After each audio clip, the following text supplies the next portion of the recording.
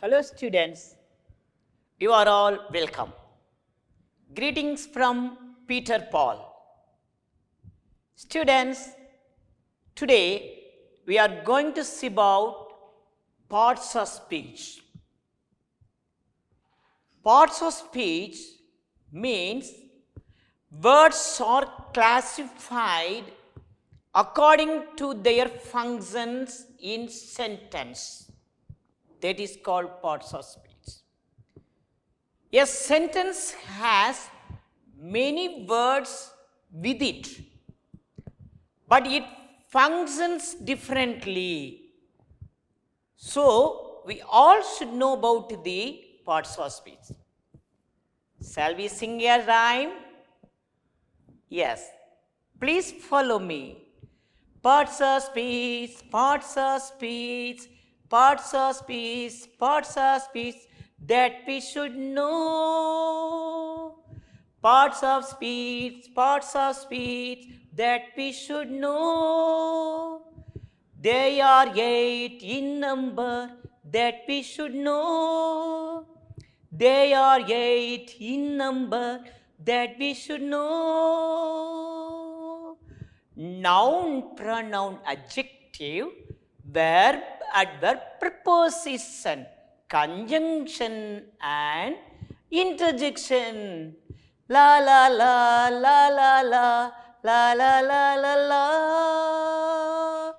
Parts of speech that we should know. They are 8 in number that we should know. Okay, let us sing it afterwards. Dear students, in parts of speech, the first part is noun. What's a noun? The noun denotes a person, an animal, a bird, or a thing. It denotes the person, animal, bird, or a thing. So, the name of anything is called the noun. We can say like that. So, that noun is also called naming word. It's also called naming word. Okay. Person, we can give some example. Peter, Rama, Rani, and Sita. For the persons. And then lion, tiger, monkey. Examples for animals. Birds, peacock, cock, crow, dove. These are some examples for birds. And then things. Table, chair, bulb, fan, and like this. So, the name of anything is called the noun. The noun has many kinds. Proper noun, common noun, collective noun, and abstract noun. Proper noun, it names the particular person. For example, Asoka was a king. Here, Asoka, the name denotes the particular person, the particular king. So that it is called proper noun. Peter teaches English. Here, Peter is the particular name, so it is called proper noun. Rama went to the forest. Rama went to the forest. Here, Rama is the particular person, so that it is called proper noun. And then we have the name common noun. What is a common noun? It denotes the names commonly. For example, it does not point out a particular person. For example, Peter is a teacher. Here, teacher is the name, but it does not point out particular one.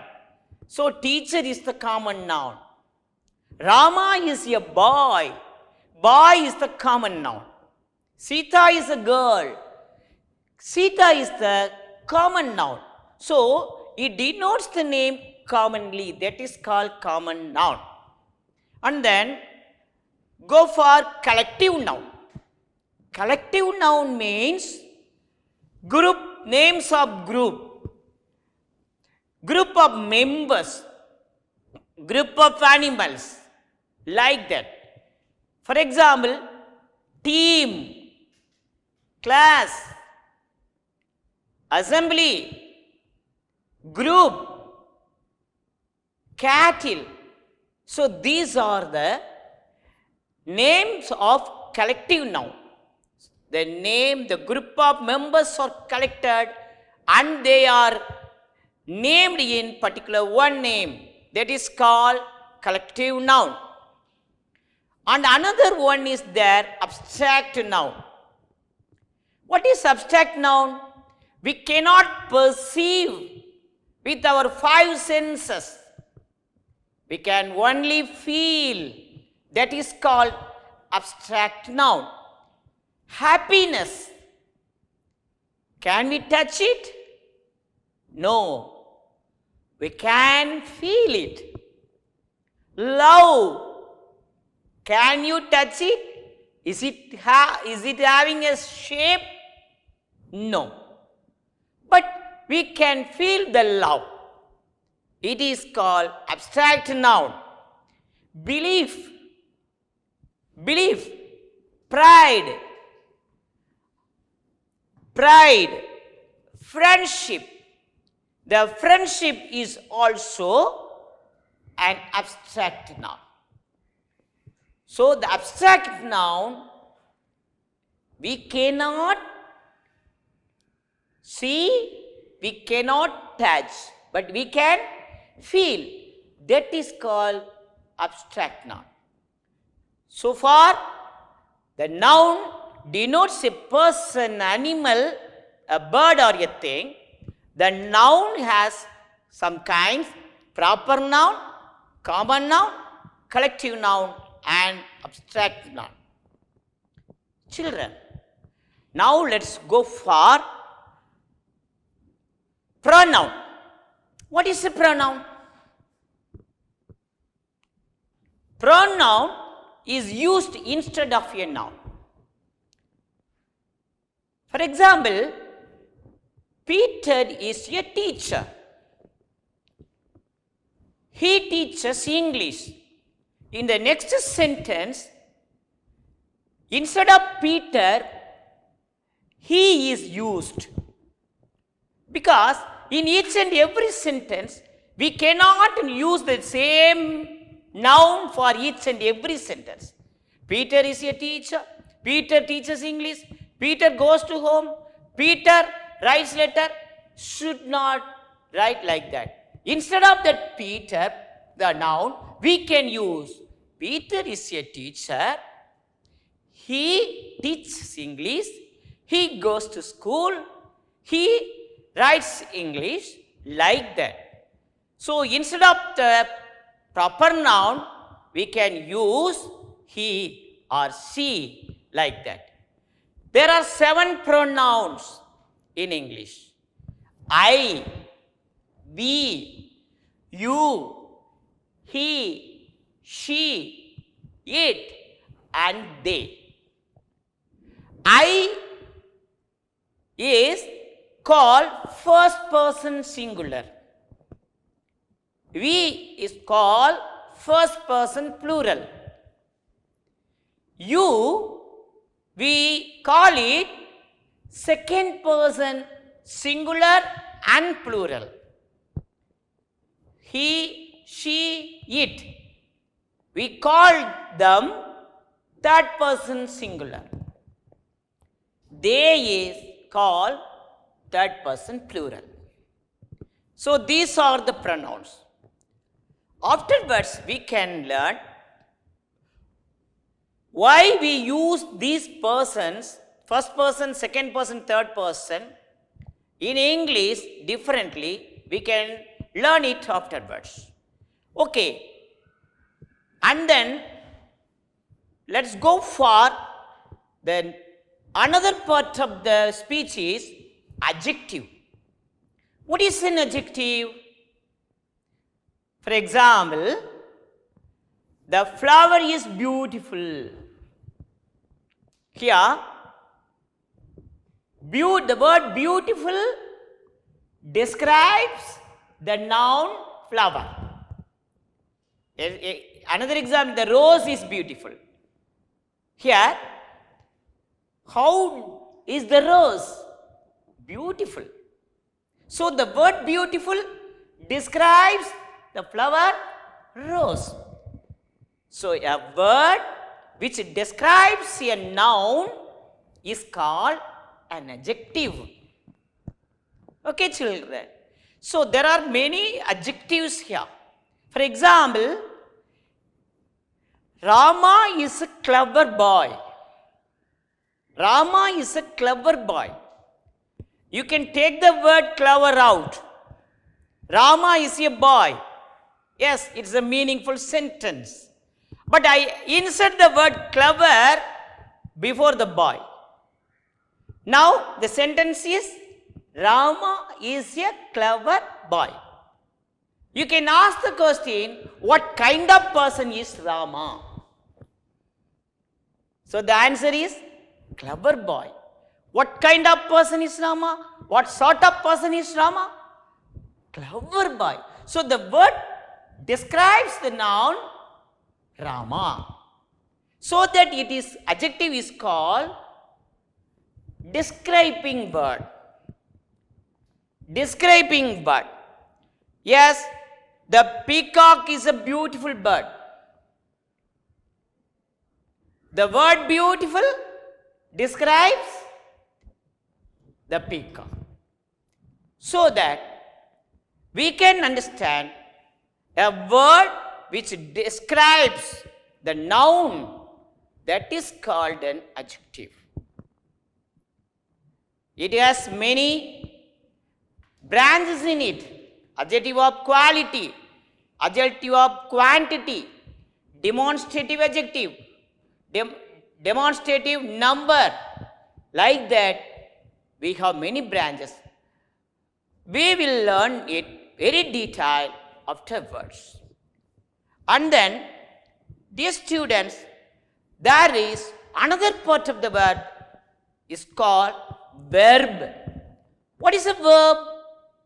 A verb may also be called action word. Yes, without the verb, the sentence is dead. So, verb plays a vital role in a sentence. The verbs may have some kinds. They are auxiliary verb, modal verbs, have verbs, and do verbs.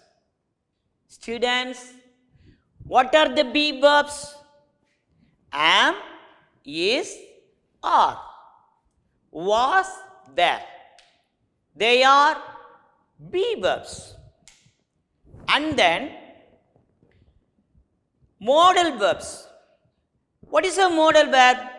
A modal verb is used according to one's mood.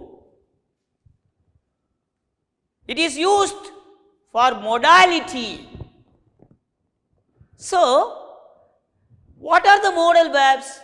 May, can, shall, will, might, could, should, would, need, dare, must, have to, ought to, and used to. These 14 verbs are called modal verbs. Where to use these verbs, we will learn it very detailed in our next classes. Okay, students.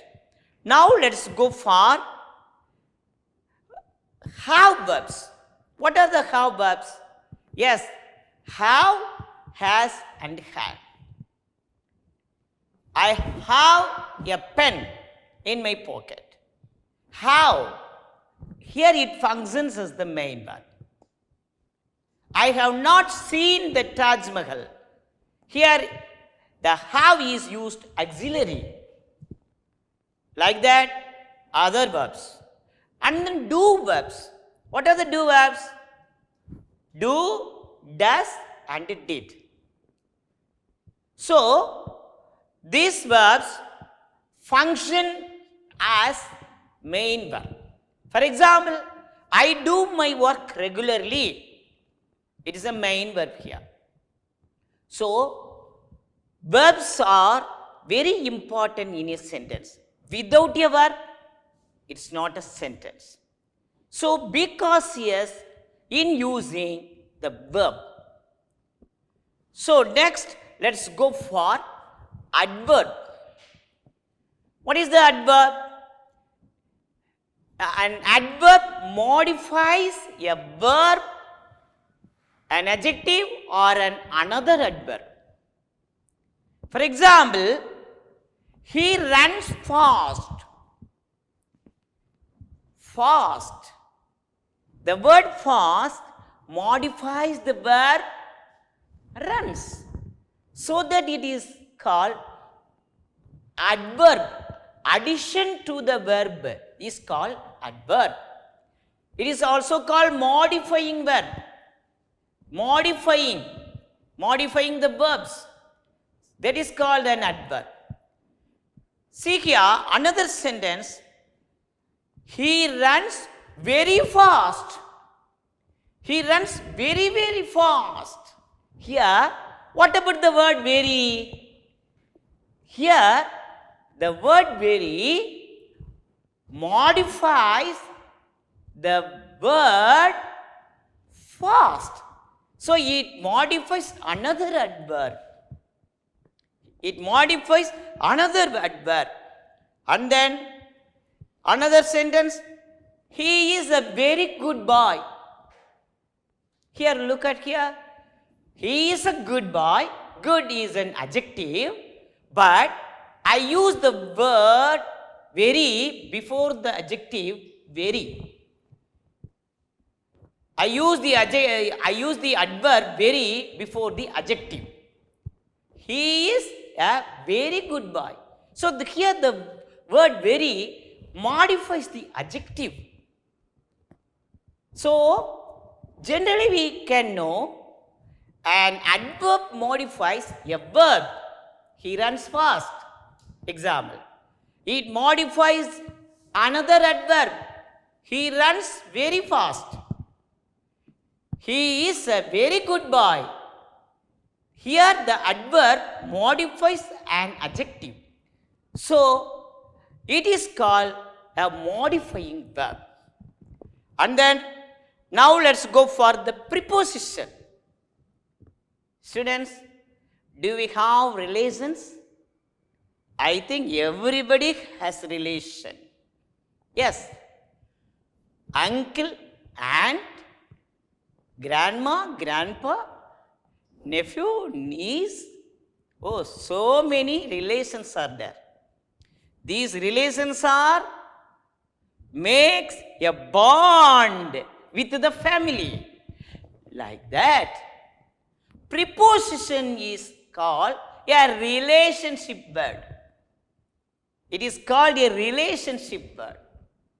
It gives the relationship between the nouns. Yes, students. For example, the cow is in the field. The cow is in the field. You take the word in, out. Take the word in, out. Can you read now? The cow is the field. Does it complete the meaning? Does it give any relationship between the nouns? It is meaningless. The cow is the field. It is meaningless. But when you add the word in there, it gives the relationship, it gives the bond. The cow is in the field. So, it gives the relationship between the nouns cow and the field. Okay, now they are good in dictionary, they are good in studies, they are good in dancing. Here, in dancing, here, it also gives the relationship between the words dancing and healing. And then, my dear children, the book is on the table. The book is on the table. Here, on. The book is the table. Does it complete meaning? No, it does not complete the meaning. When you add the word on, the book is on the table, it gives the complete meaning. So that it is called a preposition. What is a preposition? Pre கூட்டல் position is called preposition. Pre means before. Position means place. So put a word before that place. That is called preposition. There are many kinds of preposition. Simple prepositions, compound prepositions, and phrasal prepositions. Simple prepositions has only one syllable with it. For example, on, in, out, to, from, with, by, like that. And then compound prepositions, beside, belong, above, aside, among, along, between, behind, besides, so like that. And phrasal prepositions we have many. I want to tell something only, no. In addition to, in favor of, in case of, in the event of, and in virtue of, like that. So, these prepositions are used in different ways. We will learn it in our next classes very detailedly about these prepositions. And then let's go for the seventh part is conjunction. What is conjunction? Joining words. The conjunction joins words and words, sentences and sentence, like that. For example, pen and pencil. Pen and pencil. Here and is a conjunction word. It joins two words, pen, pencil. But we also join sentences. For example, Peter came home and he took rest. Here, two sentences are joined by and. There are many conjunctions here. And, but, yet, so, still, are. So, these are some conjunctions. These conjunctions are used in different ways. We can learn it afterwards. Just we want to tell you, conjunctions are joining words only, no. And then last one is called interjection. What is an interjection? It is called emotion words. It is used for sudden feeling. There are many words. Ah, oh, ouch, hello, alas, hurrah, like that. Many words, they are used. Very interestingly, if you have that emotion, suppose you passed in the examination, you can shout, hurrah, I passed. you can shout. When you lost your purse, you can say, alas, I lost my purse. When your grandma passed away, you can say, alas, my grandma passed away. And then, you see the flower. The flower is beautiful. You say, this is a beautiful flower. Oh, how beautiful. How fantastic. How idiotic.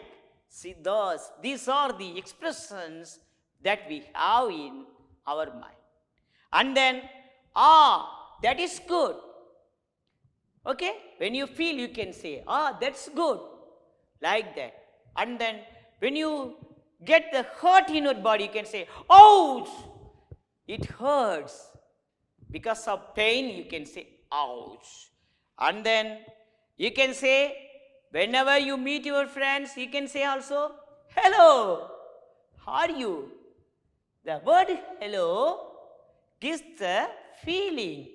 So that these are the words used for emotions, so that these words are called interjection. My dear children, so far we have learnt the 8 parts of the speech. What are they?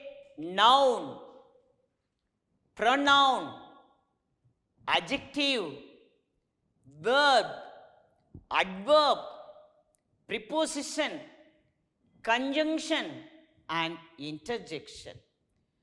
These 8 parts play a vital role in our English, so that grammarian has designed to have this topic as the first topic in our English. So children, please be cautious in using the parts of speech. Children, please, you give the answer for this thing. You please find out the parts of speech in the following sentence. Sita is a clever girl. Sita. Come on, you say. What is that parts of the speech? Sita. Yes, noun. You please tell me, the word clever, what is that function? Yes, adjective. I want to give you another. He lives in Chennai. He lives in Chennai. Come on, say the word in. What's the parts of the speech? Yes, preposition.